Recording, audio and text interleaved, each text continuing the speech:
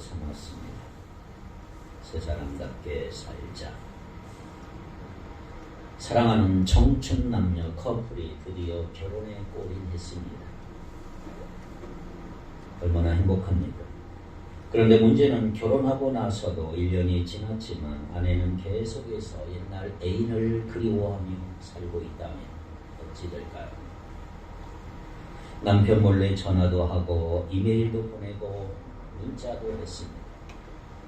게다가 가끔씩 만나서 식사도 하며 정겨운 대화도 나누었다며 그러던 중 하루는 호젓한 공원에서 함께 만나 손을 잡고 그윽한 눈길로 서로를 바라보다가 포옹을 하면서 상대방을 꼭 안아주었습니다.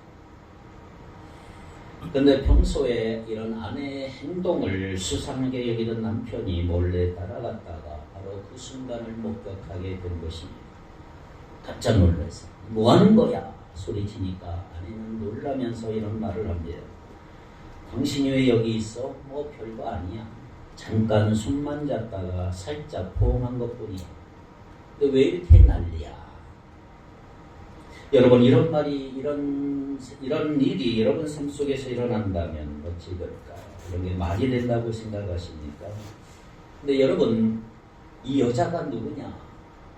하나님과 세상 사이에서 방황한 바로 우리 자신들이다. 이렇게 오늘 본문에서 지적하고 있는 겁니다. 방금 말씀드린 이 이야기가 오늘 본문에서 지적하는 내용이에요. 1절에서 4절에 첫 번째로 위의 것을 찾으며 생각하라는 거예요. 성경은 교회를 그리스도의 몸이다 그래. 그리스도의 몸. 그리고 그리스도의 신부다. 이게 교회입니다. 저와 여러분들의 신부. 마태복음 25장에 보면 예수님이 열처녀 비유를 드시면서 직접 예수님 자신을 가리켜서 뭐다? 나는 신랑이다. 이렇게 말씀하고 있어. 신랑이다. 그러면 예수 믿게 된 오늘 저와 여러분들 신부로서 신랑이신 예수님과 결혼한 것으로 성경에서는 비유하고 있습니다. 예수님은 신랑, 우리는 신부. 자, 1절을 이렇게 기록되어 있죠. 1절.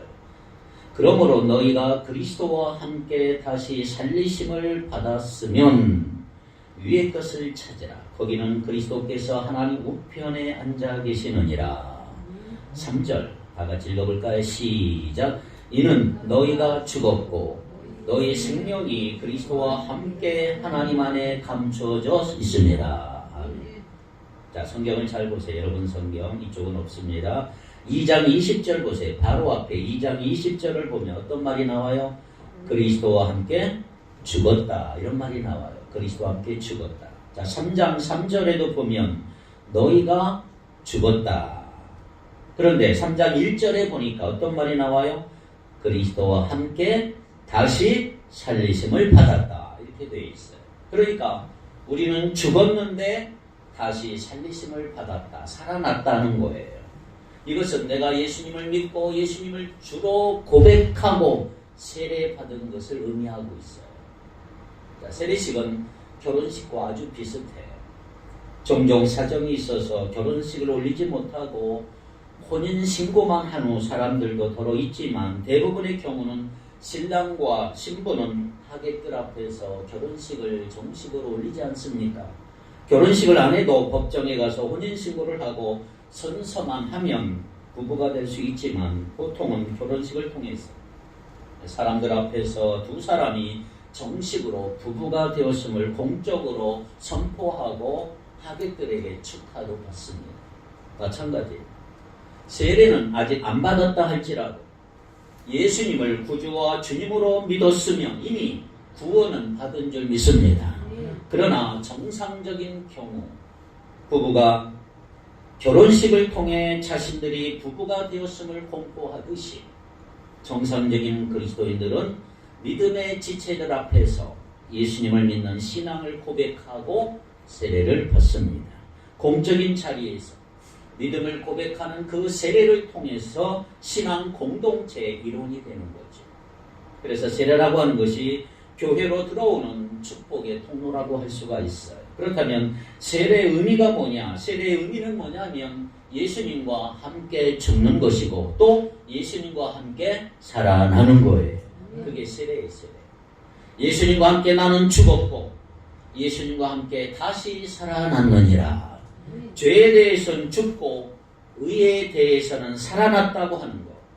옛사람은 죽고 새 사람이 되었다는 거. 이게 세례예요. 죄 속에서 살던 내가 이제 영원한 길, 생명의 길로 들어섰다고 선포하는 거. 그게 세례라는 거죠. 옛날 애인과의 관계는 다 끝났고 이제는 예수님을 남편으로 맞아들여서 그분과 아름다운 결혼 생활을 하는 신앙생활하는 거. 그게 세례의 시작이라고 할 수가 있죠. 그러므로 하나님의 자녀가 되어서 세례를 받은 골로새 교회 성도들에게 사도 바울은 지금 이렇게 말하고 있는 거예요. 1절에 위의 것을 찾아라. 또 2절에 위의 것을 생각하고 땅의 것을 제발 생각하기 말아라. 이제 예수 믿고 세례를 받음으로 인해서 새로운 삶을 살겠다고 결단한 믿음의 사람이라면 이제는 딱 이 땅의 것이 아니라 위의 것을 바라보고 찾으며 살아야 한다라고 하는 거죠. 그러니까 이 땅의 것, 이 땅에서 끝나고 많은 것들만 생각하는 게 아니고 이제는 좀 영원한 것 좀 생각하라. 우리의 죽음 이후에 우리와 함께 해줄 수 있는 영원한 가치를 가지고 살아가라 이 말이에요. 이제 옛 애인은 끊어버리고 남편을 바라보며 서로 살아가고 사랑하며 살아가라. 여기 위의 것을 찾아라. 위라는 말은 예수 그리스도께서 하나님 우편에 계시는 하늘나라를 의미해요. 하늘나라 1절에 보니까 위의 것을 생각하고 땅의 것을 생각하지 말라. 예수 믿고 구원받은 사람들이라면 이 땅에 사는 동안에도 천국에서 사는 것과 같은 놀라운 삶이 가능하게 될 것이다.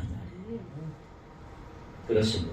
이 땅에 살고 있지만 천국 시민답게 살아가셔야 합니다. 땅의 가치로 살지 말고 천국의 가치로 사시기를 바랍니다. 그런데 예수를 내가 믿고 나서 세례를 받았어요. 위의 것을 찾으며 살았어요. 근데 3절이 이렇게 말씀하고 있어요. 생명이 그리스도와 함께 어디에서 감춰졌어요? 하나님 안에 감춰져 있다. 무슨 말이죠? 자, 내가 예수 믿고 영생을 얻은 사람이라고 하는 것이 다른 사람들의 눈에는 보이지 않는다. 세례받기 전이나 세례받은 후나 남들 보기에는 똑같은 사람으로 보이는 거예요. 뭐 다른 사람 보이지 않아요. 뭐 변한 놀라운 역사가 일어나지 않아요.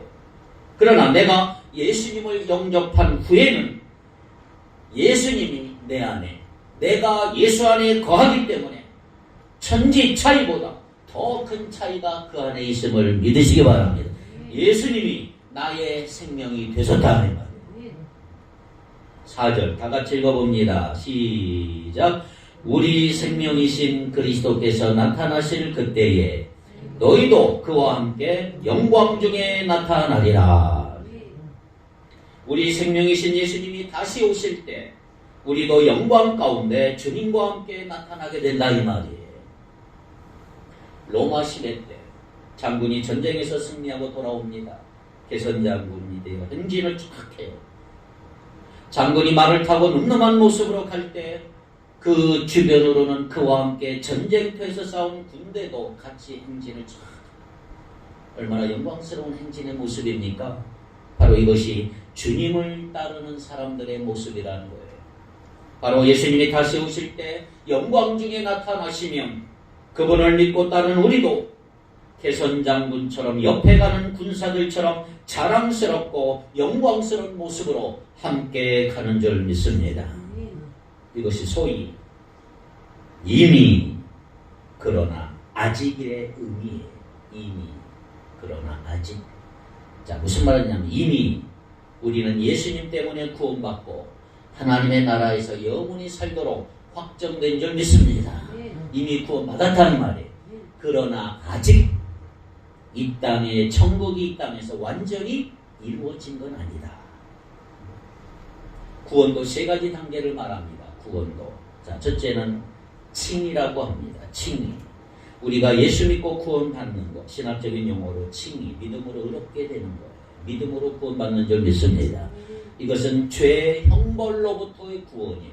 죄의 형벌로부터. 이제는 더 이상 지옥의 심판을 받지 않습니다. 천국으로 가는 거예요. 그래서 받은 구원, 영의 구원이라고 말하죠. 그런데 그게 다 끝이 아니에요. 어린아이가 태어났을 때 태어나면 끝난 게 아니고 그때부터 시작이에요. 우리는 잘 먹고 잘 자고 잘 자라나야 돼요. 10살의 아이가 1살 정도밖에 안 되면 얼마나 심각한 문제입니까? 영적으로도 그렇게 쭉 자라가야 되는데 그 자라는 과정을 신학적인 용어로 성화라고 그래요. 성화. 신앙적인 삶이 거룩해질 겁니다. 내가 예수 믿고 그냥 뚝 천국으로 가는 게 아니고 거룩해져 가야 돼요. 예수님 닮아져 가야 돼요. 죄의 영향으로부터의 구원이에요. 죄의 영향으로부터 구원. 그래서 받는 구원, 받아가는 구원을 말합니다. 구원은 예수 믿고 구원받아 천당 가는 게 끝이 아니고 이 세상에서 우리의 인격이 구원받아가는 과정을 말하죠. 그래서 혼의 구원이라 이렇게 말합니다. 자, 두 가지 말씀드렸어요. 영의 구원, 칭의, 다음에 혼의 구원, 성화, 즉 인격이 예수님을 닮아가는 과정을 거치면서 점점점 죄의 영향으로부터 멀어지는 구원의 과정이 지금 우리에게 와 있는 거예요. 지금 우리가 있는 거예요. 거룩해지는 과정 속에 있어요. 자, 하나 더, 세 번째. 영화가 있어요. 영화. 죄의 존재로부터의 구원이에요. 죄의 존재로부터. 그러니까 천국에서 우리의 몸이 완전히 새로워지고 변화되는 과정, 이게 영화의 단계죠. 영화. 이것이 앞으로 우리가 받을 구원을 말하고 있는 거예요. 천국은 죄가 있어요, 없어요? 죄가 없어요. 죄라는 존재가 없어요.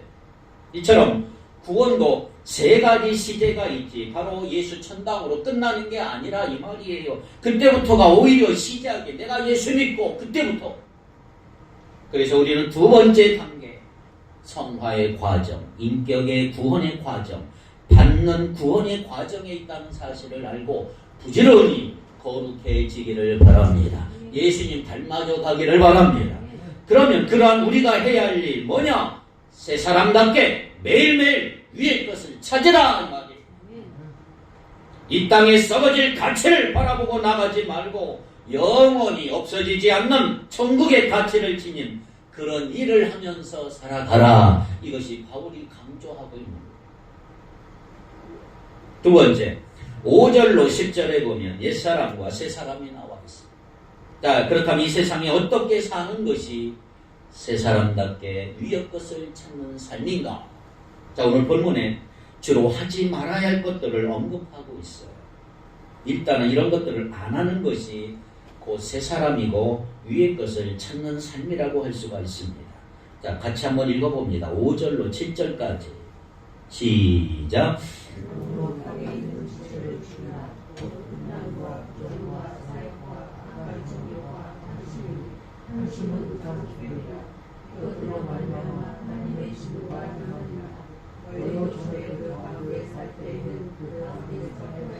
아멘.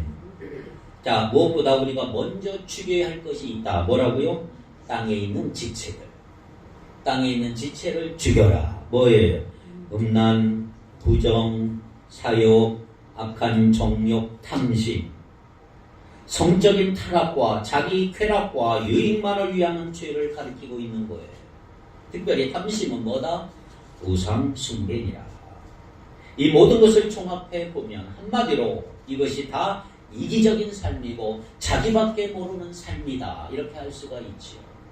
모든 것이 자기에게 집중되어 있는 삶이 2절에 말한 땅의 것이고 5절에 말한 땅에 있는 지체다라고 할 수가 있는 것이죠.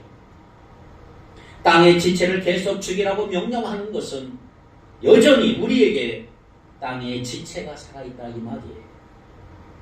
예수 믿어도 여전히 땅의 것들 때문에 고민하고 있다 이 말이에요. 여전히 불쑥불쑥 죄의 고개를 들고 쳐들고 순식간에 죄에 끌려가는 게 우리들의 모습이다 이 말이에요. 다만 세상 사람과 다른 것은 예수 믿으니까 우리 안에 새로운 법이 하나 쏙 들어와서 그것과 막 싸우고 있는 거예요. 성령의 법이에요. 성령의 새로운 법이 죄와 사망의 법과 여전히 매일같이 싸우고 있는 거예요. 그래서 우리는 정신 차리고 편을 잘 먹어야 돼요. 죄와 사망의 법에 들어가 버리면 죄악에 팔려가요. 죄의 노예가 되어버려요. 그러나 성령의 법에 동조하면 죄를 이기고 승리하고 그만큼 강건한 그리스도인이 되는 줄 믿습니다. 우리의 육신은 여전히 더 쉽게 땅의 것에 끌려가기에 사도 바울은 땅에 있는 지체를 죽여라 강하게 명령하고 있습니다. 자, 땅에 있는 지체가 뭐예요? 몇 개예요?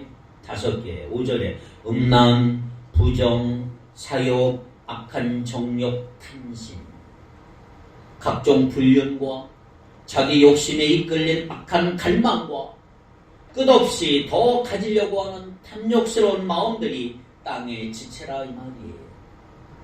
또 8절부터 5개가 나와요. 분노, 노여움, 악의, 비방, 여러 가지 거짓말들. 9절까지 합해서 11가지 죄악들. 자세한 것은 오후 예배 때 말씀드리려고 그래요. 우리 속에 들끓는 죄는 결국은 난폭한 행동과 분노와 비방하는 말과 거짓말로 구사되어 다 튀어나오고 있는 거죠. 이런 죄에 대해 하나님의 진노가 임한다. 6절에 그렇게 말씀합니다. 6절 이것들로 말미암아 뭐가 임한다? 하나님의 진노가 임하느니라. 그런데 7절에 보니까요. 우리가 바로 전에 그 가운데 살며 그 죄를 짓던 사람들이라 이 말이에요. 7절에 너희도 전에 그 가운데 살 때에는 그 가운데서 행하였으나. 그래요. 과거에 우리는 이렇게 하나님의 진노와 심판 아래 있었단 말이에요. 그러나 이제는 예수님께서 지옥의 형벌을 우리 앞에서 그 몸으로 막아주셨는데 계속해서 그런 삶을 살 수는 없다는 말이에요.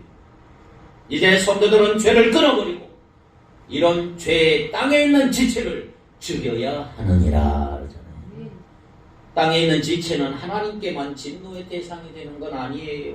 음란과 탐심, 분노, 악의, 비방하는 이런 것들은 우리의 옛 성품들은 죄악 덩어리의 죄악 덩어리.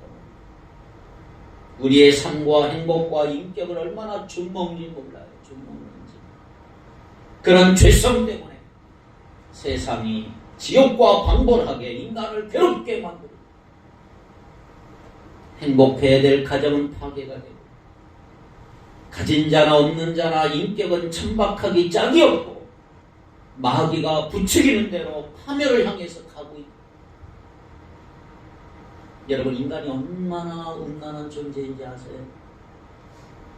우리나라 경우는 아직 이 통계가 없는데 미국의 경우 가정 파괴 죽음은 배우자의 외도라. 배우자의 외도가 가정 파괴. 가족 치료 현장의 초대라고 하는 책이 있습니다. 가족 치료 현장의 초대라고 하는 책을 보면 미국인 남편의 59% 외도 경험이 있고요. 아내들이 50% 외도 경험이 있다. 미국 사람들이 100명의 부부 중에 50명이 남편, 50명이 아내가 외도를 했단 말이에요. 그러니까 가정이 유지될 수가 없는 거예요. 음란의 극에 달하면 동성애 사회가 되기 시작해요. 성경은 정확하게 지적을 합니다. 소수자의 인권 보호라고 하는 명목하에 요즘에 얼마나 난립니까? 동성애자들이 무한정 옹호를 받고 있어요. 영국에선 동성애자 결혼이 교회 목사가 주례를 거절했다고 고소를 당했어요. 동성애자 결혼 필요원에 빵 팔지 않겠다라고 한 빵집 아저씨, 빵집 사장님이 협박과 테러가 너무너무 많으니까 문을 닫아버렸어요. 우리나라도 동성애 결혼이 공개적으로 치러지지 않습니까? 이제 서대문 구청에서는 1호로 받아주지 않아요?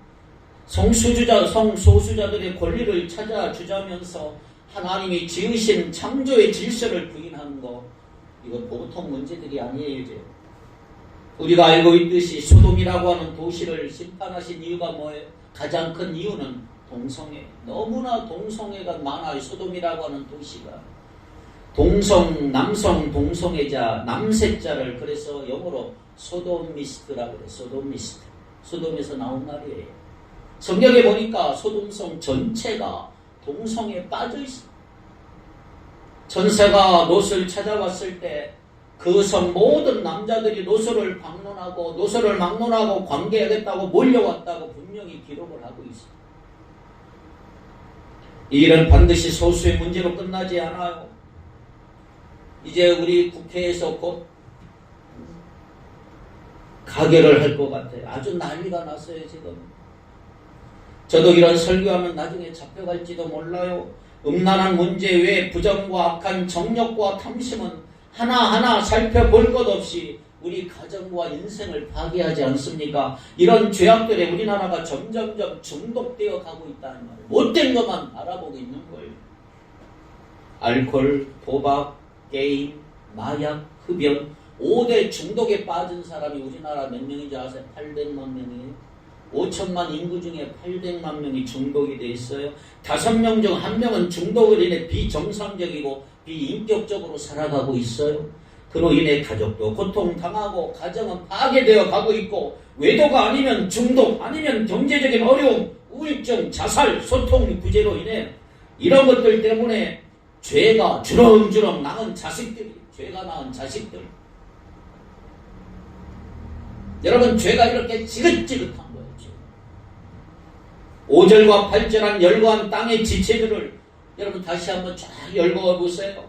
음란과 부정과 사욕, 정욕, 탐심에다 분노, 악의 비방, 거짓말 어느 것 하나 우리 삶을 아름답게 고치고 개선하고 복되게 한 게 있나요?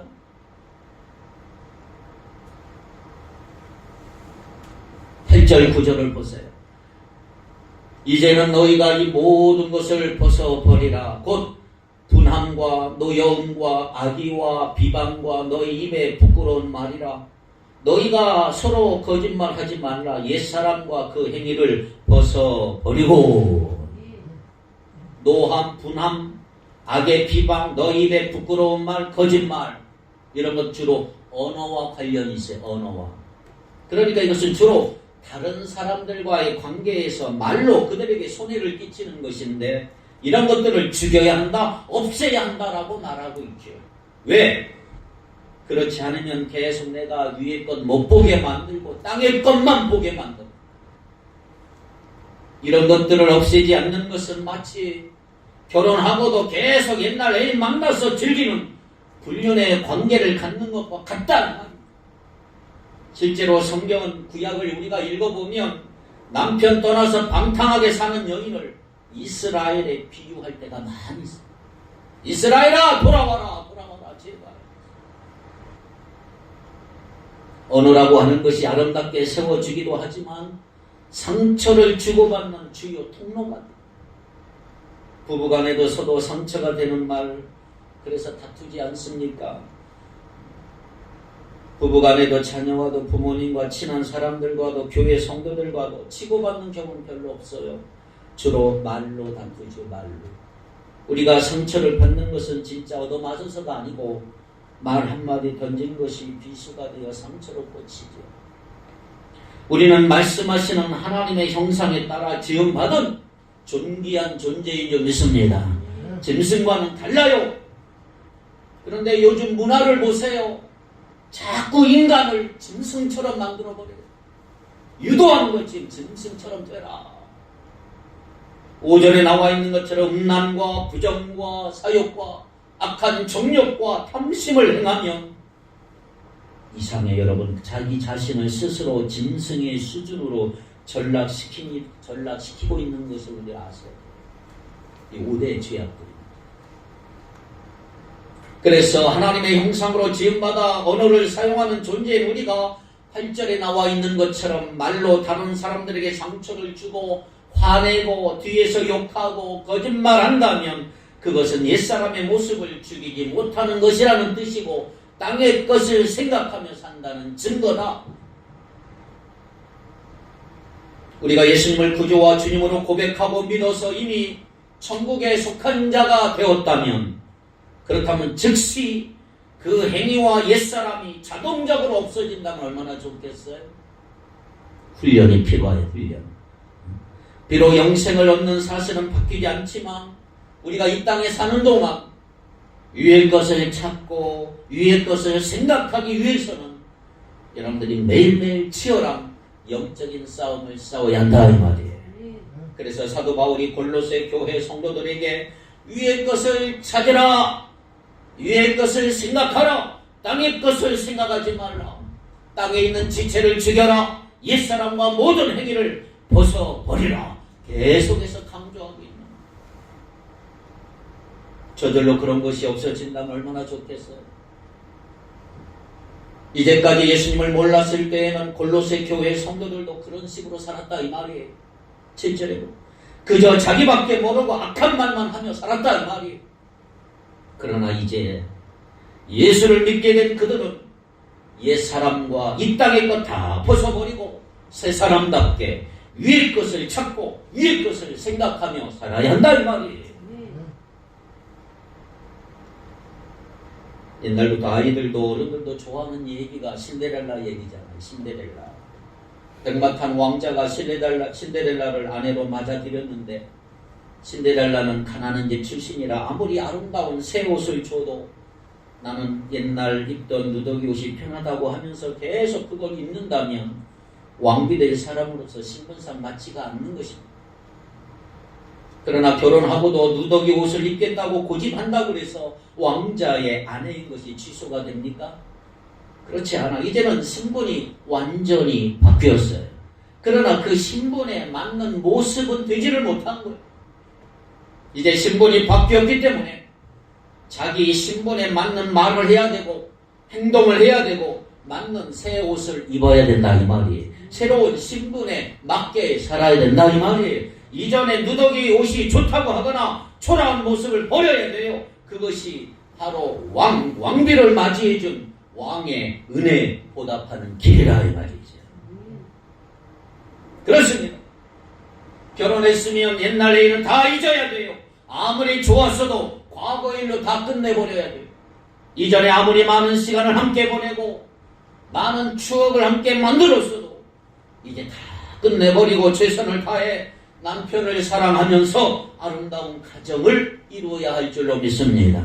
이전에 다른 사람 만났다는 사실이 바뀌지 않아요.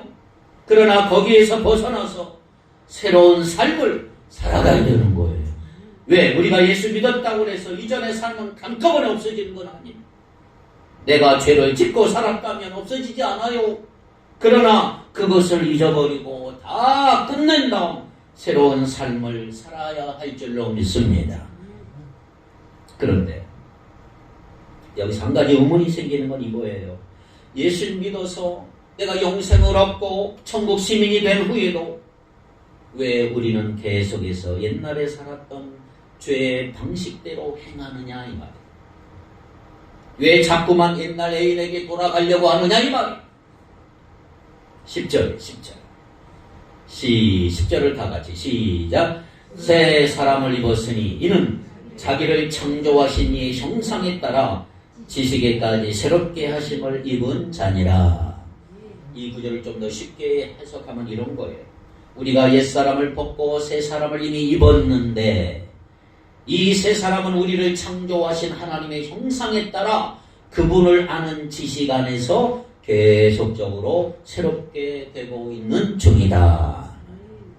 다시 말해 우리가 예수님을 믿을 때 옛사람을 벗고 새사람을 입지만 그것은 한 번에 끝나는 이례적인 사건이 아니라 내 삶 속에서 계속 진행되고 있는 과정이다. ING다. 진행이지. 거룩해져 가는 과정이다. 두 번째 성화의 과정, 받는 구원의 과정, 인격의 구원의 과정이다. 그렇습니다. 우리는 예수님을 믿음으로 이미 새롭게 되었고 이미 구원을 받은 줄 믿습니다. 그러나 아직 완전히 새롭게 된 건 아니에요. 이 땅에 살고 있기 때문에, 이 죄악된 세상에 살고 있기 때문에. 그럼 어떻게 해야 돼요? 예수님을 믿은 다음에 매일매일 새롭게 되는 게 필요하고 새 사람답게 사는 훈련이 필요하다. 매일 새롭게 돼. 어떻게 하면 새롭게 될까요? 예수님을 아는 지식, 주님의 말씀으로 매일 새롭게 되어야 할 줄로 믿습니다. 말씀을 사모하세요. 말씀을 듣고 읽고 쓰고 연구하고 암송하고 묵상하는 게 신앙 성장을 위해 얼마나 좋은지 몰라요. 듣기만 하는 게 아니에요. 말씀대로 행하는 여러분 되기를 바랍니다. 예수 믿고 새롭게 된 사람으로서 새롭게 되는 과정에서 이것이 너무나 중요하죠. 말씀대로 행하라. 먼저는 듣고 읽고 묵상하고 배워야 돼요. 그리고 그 다음에 꼭 행하시기를 바랍니다. 행함이 없는 믿음은 죽은 것이다. 2023년도 오늘부터 집에 가서 성경을 꼭 읽으시기를 바랍니다. 근데 성경 읽으면 어떻게 해야 돼요? 성경을 먼저 갖고 와야 돼요. 그 다음에 성경을 펴야 돼요. 근데 그게 그렇게 어려워요. 이게 잘 안 돼요. 여러분 손에 뭐가 있어요? 핸드폰이 있어요. 안 돼요.